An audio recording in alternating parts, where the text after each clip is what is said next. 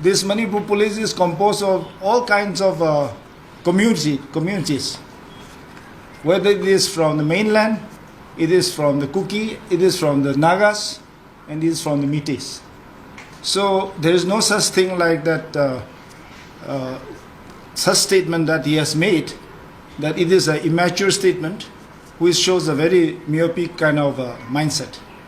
So we want to refute that. And another thing that regarding the drone bombing matter, the Manipur Police has clarified it on its official media handles very clearly, and we stand by it.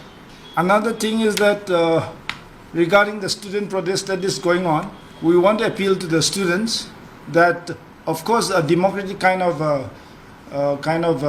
rally and sit-in and all these things are part and parcel of our democratic kind of setup.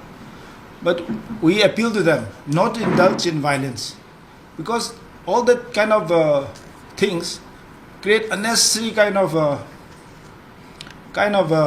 problems, which cause injuries even to our police personnel as well as to the students and other civilians. And it is very counterproductive. So we appeal to the students to do it in a peaceful manner. And some vested interest groups are instigating this. We are monitoring all these things. And we are also monitoring the social media websites, the Facebooks, and various WhatsApp groups. So we will be taking actions against those who have indulged in excesses. We are taking screenshots of all the things that, even though it is deleted later on, the screenshots are there with other documentations. So all these things, when someone just spread a false kind of a message with a false picture, those kind of things create panic, and those kind of things create confusion, and it even fuels the charge up kind of tense situation in our society presently.